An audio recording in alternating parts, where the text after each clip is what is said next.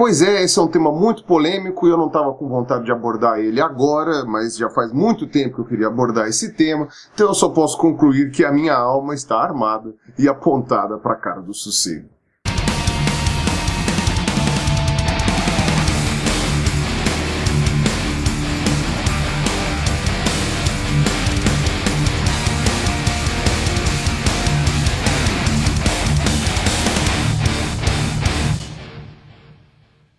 Olá pessoas, este é mais um vídeo meu aqui na internet e esse vídeo aqui não é um vídeo para tirar conclusões novamente, é um vídeo apenas reflexivo sobre algumas coisas que eu gostaria que vocês me respondessem mesmo, porque eu tenho algumas dúvidas sinceras, né, dentro do meu ateísmo, né, que inclusive algumas delas me levaram até, em boa parte, ao ateísmo, mas eu gostaria de compartilhá-las com vocês, porque às vezes vocês podem me fornecer pontos de vista diferentes, que eu nunca tinha entrado em contato, ou podem simplesmente me dar até mais pontos para corroborar a minha ideia, eu não sei. Eu acho que talvez ia ser interessante trazer essa reflexão para vocês sobre a utilidade da alma. Primeiro, eu não vou fazer aqui nenhuma distinção entre alma e espírito. Eu sei que dependendo da religião que você pertence ou que você defende, a alma é uma coisa, espírito é outra, e eles, enfim, eles interagem entre si ou são coisas diferentes.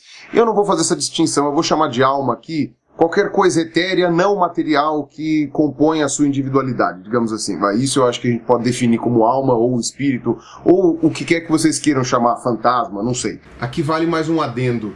E imortal, e transcendental, certo? Para o conceito de alma que eu vou trabalhar nesse vídeo aqui, é importante que seja o conceito de alma que usualmente é usado na maioria das religiões, de que ela transcende a existência do indivíduo, ou seja, você morre, a sua alma continua lá.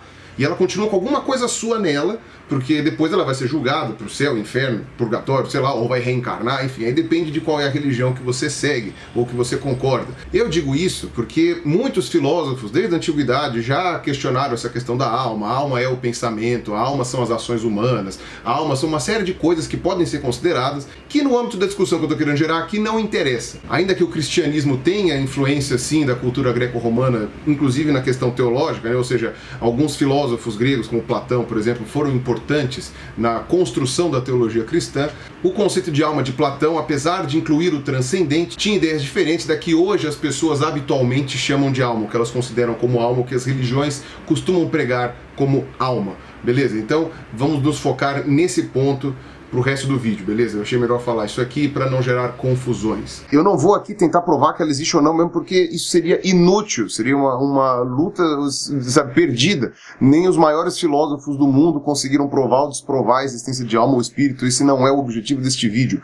O objetivo desse vídeo é perguntar qual é a utilidade da alma. Então a primeira resposta que as pessoas usualmente me dão é: a alma é a responsável pela sua vida, é ela que te faz viver, por isso que você está vivo, se mexendo, falando, etc, porque você tem uma alma dentro de você. E aí eu vou ter que voltar para a minha área, que é a biologia, novamente, porque ela explica muito bem por que nós estamos vivos. A célula, que é a menor unidade viva que a gente conhece, ela possui movimento, usualmente, e ela possui organelas ali dentro que fazem com que ela funcione. A célula bacteriana é muito mais simples, ela possui apenas o material genético ali jogado dentro do citoplasma, com uma ou outra microorganela ali, lisossomas e coisas assim, que apenas servem para ajudá-la na digestão do seu alimento, né, na produção da sua energia. As células eucarióticas são um pouco mais complexas, elas possuem um núcleo fechado, separando o DNA do resto, e tem uma série de outras organelas, inclusive, como eu já tinha explicado em outros vídeos, né, as mitocôndrias são bactérias que foram fagocitadas por outras células maiores, enfim, você tem lá toda uma fábrica bastante complexa em funcionamento.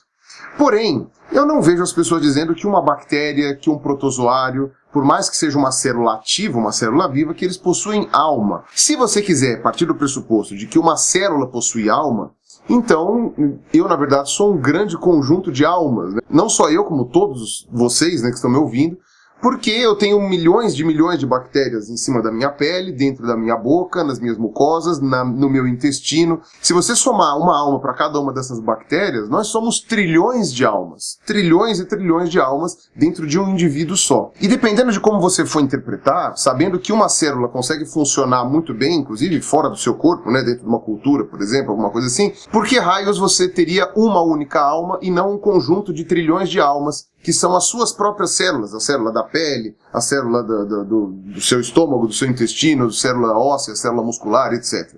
Porque cada uma delas não seria uma alminha, porque cada uma delas é uma usininha que está viva ali, é uma unidade individual que está ali viva. Então nós mesmos não seríamos uma alma só, se você for levar em conta essa definição do princípio do que te deixa vivo, porque nós sabemos muito bem o que nos deixa vivos. A gente ainda não sabe exatamente, a gente tem só uma boa ideia de como que um indivíduo vivo surgiu na primeira vez da história, lá no início do planeta. Mas você não precisa saber isso para entender que uma célula sozinha consegue se manter viva e entender os mecanismos que mantêm aquela célula viva, que são mecanismos completamente compreensíveis, são totalmente explicáveis pela biologia, pela química, pela física, certo? Troca de íons, geração de proteínas, de moléculas. Nós temos o conhecimento muito bom da maior parte desse maquinário e a gente não tem por que pressupor que exista uma alma ou alguma coisa externa que faça com que uma celulinha fique viva. É só uma maquininha que mantém aquilo ali funcionando. Você não tem necessidade de colocar ali uma substância imaterial para entender como uma célula funciona.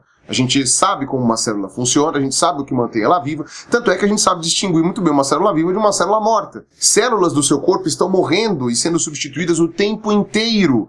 E, obviamente, se grandes partes concentradas de células do seu corpo morrem, você começa a ter um certo problema, né? Uma necrose, uma gangrena ali, alguma coisa lá que precisa ser corrigida. Nós somos, então, um conjunto de trilhões dessas maquininhas, e se o fato de estar vivo significa que tem alma, nós deveríamos ser, então, um conglomerado inteiro de almas. A gente não deveria ser uma alma só, deveríamos ser um conglomerado, cada célula tendo a sua alminha. Então, eu não acredito, por exemplo, que uma pessoa religiosa ou uma pessoa que acredite em alma, espírito ou nesse transcendente, que ela ache que uma célula tem uma alma só porque ela está viva. Uma célula, como eu falei, é um motorzinho que funciona. Ela pode até achar que foi Deus que fez essa célula. Mas a célula em si, eu não vejo ninguém dizer que a célula tem uma alma. Porque se uma célula de bactéria tiver uma alma, se uma célula de protozoário tiver uma alma, uma célula de fungo tiver uma alma, então nós somos multi-almas, né? Nós não somos uma alma só. Porém, aí as pessoas vão chegar e vão refinar aquela definição que eu dei e vão falar, não, a alma não é o que te faz ficar vivo. A alma é o que te faz ficar consciente. Muito bem, então agora vamos para o ponto 2. Consciência é uma coisa muito difícil de definir, porque você tem várias interpretações para a consciência. Então, por exemplo, se eu dou um anestésico para um cachorrinho, ele vai ficar inconsciente até passar o efeito da anestesia e ele voltar à sua consciência. Quer dizer que ele está apto a reagir e a interagir com o meio ambiente, certo? Ele está em estado de vigília, ele está desperto, ele está acordado. Consciência pode ser simplesmente isso. E se você for levar em conta que consciência é só isso, então todos os seres vivos basicamente têm consciência, certo? E às vezes estão inconscientes. Mas quando as pessoas falam de consciência, especialmente nessa área, as pessoas não estão falando simplesmente de estar acordado, de estar desperto, de estar em vigília. As pessoas estão falando de ter consciência dos seus atos, ou seja, de poder consentir coisas, de poder aceitar coisas, poder tomar decisões e poder reagir de forma consciente.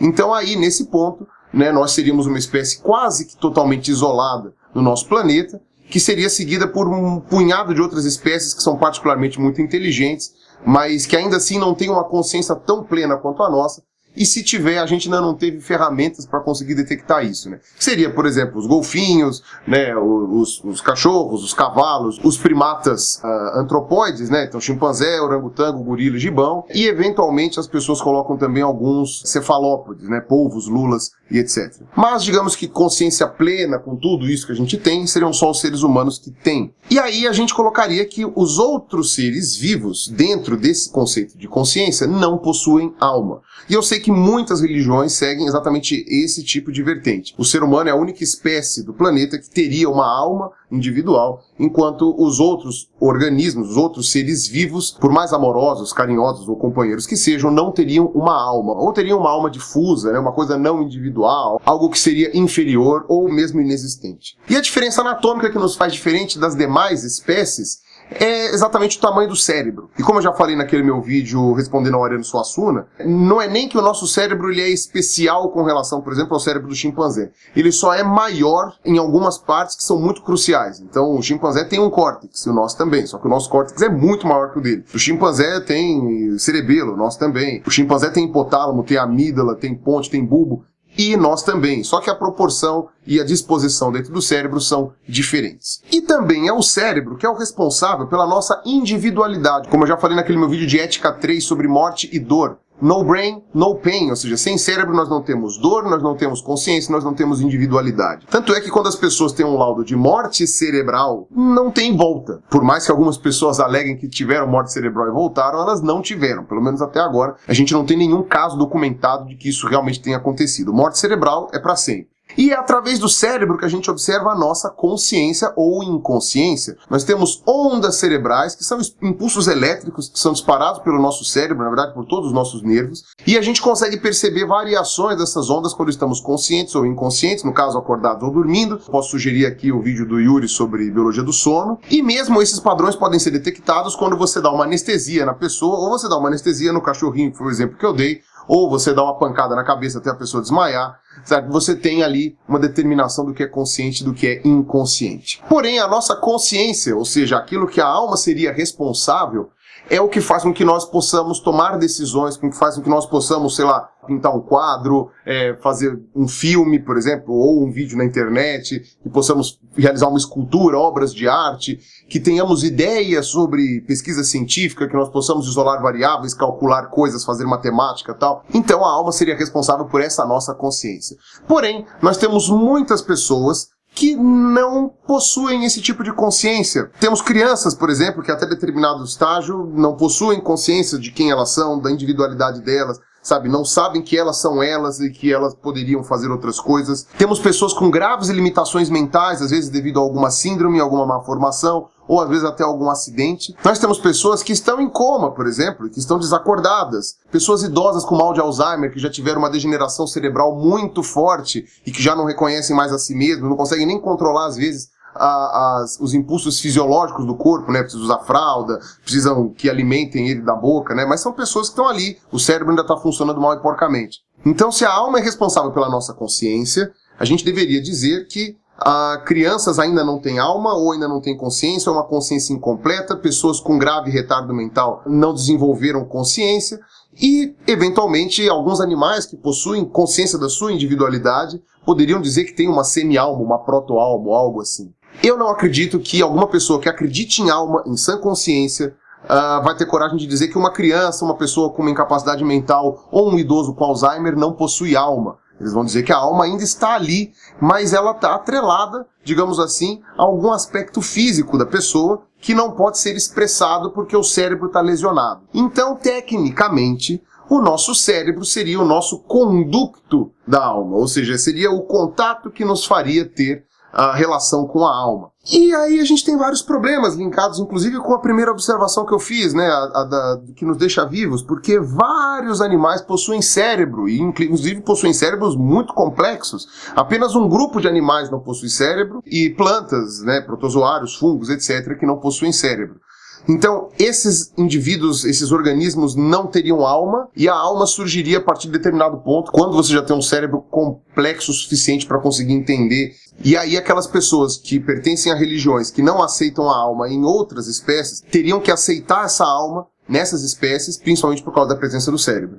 Certo? E a incapacidade do cérebro de algumas pessoas, né, seja por degeneração, seja porque não se formou direito, acabaria deixando elas em estágio equivalente cerebral a dessas outras espécies, e se elas têm alma, as outras têm também. Aí tá, tem um outro ponto também.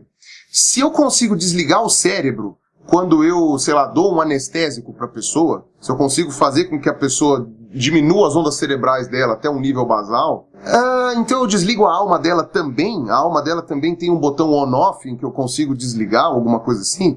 É claro que pessoas que acreditam em alma vão dizer que isso é impossível.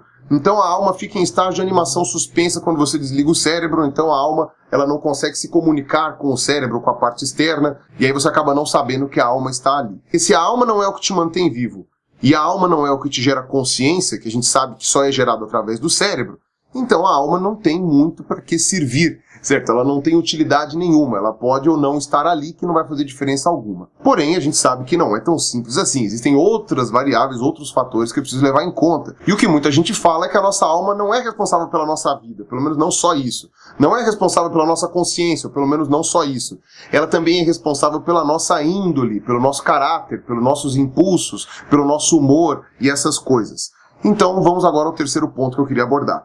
A nossa capacidade de raciocínio e junto com as nossas emoções é que compõe a nossa individualidade, ou seja, nós não somos nem 100% racionais, nem 100% emocionais, algumas pessoas mais racionais que outras, outras mais emocionais que outras. Essas coisas todas que fazem com que o ser humano seja capaz de se exprimir, né, e de demonstrar o que está sentindo seriam a nossa alma. E algumas pessoas são mais irritadistas que outras, algumas pessoas são mais sociáveis que outras, algumas pessoas são mais alegres, outras mais cabisbaixas. Isso seriam traços da nossa alma. Então, antigamente, o pessoal falava que fulano tinha alma triste, tinha alma alegre, tinha alma, sei lá, linguaruda, enfim, essas coisas. Hoje a gente já sabe que isso são reflexos de neurotransmissores do nosso cérebro, pelo menos em grande parte. A gente tem vários tipos de doença mental diagnosticadas, depressão, transtorno bipolar, transtorno borderline, esquizofrenia, psicoses, psicopatias em geral, tal, não sei o que, me corrijam aí se eu estiver errado, mas a gente tem várias coisas que a gente já determinou que, ainda que a cura não seja necessariamente química,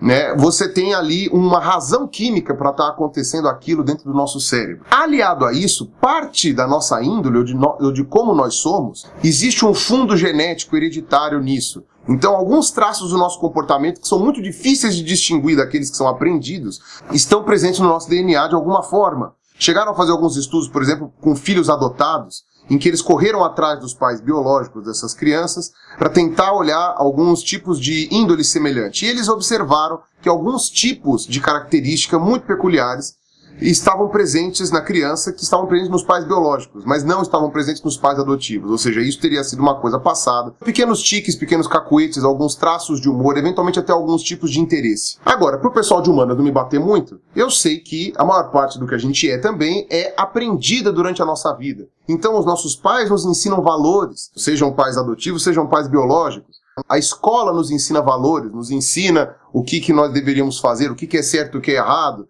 Propagandas na TV, o Estado, o governo, a igreja, as religiões em geral, sabe? Tudo isso daí são instituições que nos ensinam valores, nos ensinam coisas que nós devemos e não devemos fazer, como nós podemos ou não podemos nos comportar, e o que nós achamos como certo ou errado. Então você pode ensinar para uma criança, quando ela é muito pequena, que roubar é errado. E ensinar para ela as distinções entre roubo, furto e essas coisas assim, né? Você pode ensinar para ela que, sei lá, que se você for dedo duro, né, as pessoas vão ficar com raiva de você e vão se afastar de você. E que se você for dedo duro, você não vai conseguir manter traços de amizade, porque você vai ser X9, vai ser traíra. Então esses traços da nossa índole, do nosso caráter, eles são aprendidos dentro da nossa sociedade. Aliado a isso, poderiam dizer que você teria traços da alma que seriam o que você mais gosta, os seus interesses pessoais, a forma de você ser extrovertido, introvertido e todo esse tipo de coisa. Mas a gente já sabe que isso está fisicamente localizado no cérebro por vários motivos. Os mais emblemáticos exemplos foram aquelas pessoas que sofreram um acidente muito grave, em que perderam pedaços do cérebro, e quando elas voltaram depois das cirurgias, enfim, depois da recuperação, elas voltaram com estados de espírito, né, usando a palavra que é mais usada, diferente do que elas tinham antes. Então tem vários exemplos de pessoas que eram muito carinhosas, muito amorosas com os seus parceiros, não sei o que, tiveram um acidente depois e se tornaram pessoas mais afastadas, mais arredias, menos propícias a esse tipo de contato emotivo. Pessoas que antes do acidente não tinham nenhum talento para arte, depois do acidente se descobrem artistas e desenvolvem um certo tipo de habilidade. Então, quer dizer, você tem alguma coisa lá dentro do cérebro que mudou, que fez com que a pessoa mudasse, com que a índole da pessoa mudasse, com que os gostos pessoais da pessoa mudassem, com que a relação de amor, de afeto ou de proximidade com os entes queridos mudasse, com que elas demonstrassem de forma diferente, com que ficassem mais apáticas, com que ficassem mais efusivas ou até mais emotivas. Então, tudo isso daí está de alguma forma ligado fisicamente ao cérebro, isso está ligado em algum componente ali do cérebro que não está funcionando direito, ainda que hoje a gente ainda não saiba explicar exatamente aonde que isso acontece ou como isso acontece. E o instinto, então, nem se fala, né? A gente sabe que tem até um caminho único que passa dentro do cérebro que leva um animal, por exemplo, inclusive nós humanos, a termos um traço instintivo, né? Então você pode dizer que a alma, ela é a responsável pela nossa vida, ela é responsável pela nossa consciência, ela é responsável pela nossa índole, ou pelo nosso caráter, ou pelo nosso estado de espírito, humor, essas coisas. Mas todas essas coisas são perfeitamente explicáveis pela biologia, pela química, pela física. Nós não temos a necessidade de colocar uma alma ali para explicar o nosso ânimo, a nossa índole, o nosso caráter, etc., para explicar a nossa consciência, né, nós estamos acordados ou dormindo, ou termos consciência de nós mesmos, ou conseguirmos fazer coisas artísticas e tal. E também não precisamos de alma para dizer que nós estamos vivos, né? A gente sabe como funciona o maquinário celular que mantém uma célula viva. Então, eu não estou aqui, novamente, eu não estou aqui argumentando sobre a existência ou não de alma. Agora, sobre a utilidade da alma, sim, a gente pode perguntar. O pessoal da ciência noética lá, que fala que a alma, na verdade, seria uma coisa material, que poderia ser pesada, medida ou alguma coisa assim, né? Se é material, tem peso, tem como ser detectado, né? Mas a maioria das religiões diz que a alma é uma coisa imaterial, certo? Desde o Platão, desde desses filósofos antigos, né? A alma é imaterial, ela não existe no nosso plano físico, certo? Então, ela não seria detectável como um elemento real, mas ela seria pelo menos detectável através das coisas que ela faz a gente realizar, através das ações da alma no nosso mundo, as ações que as almas, os espíritos fazem no nosso mundo quando estão dentro da gente. Ou controlando a gente. Só que nenhum dos pontos que as pessoas usualmente costumam dar mostram uma necessidade de alma. Então a alma pode existir e pode estar lá, e ela pode não existir. E até onde me parece, a realidade seria a mesma.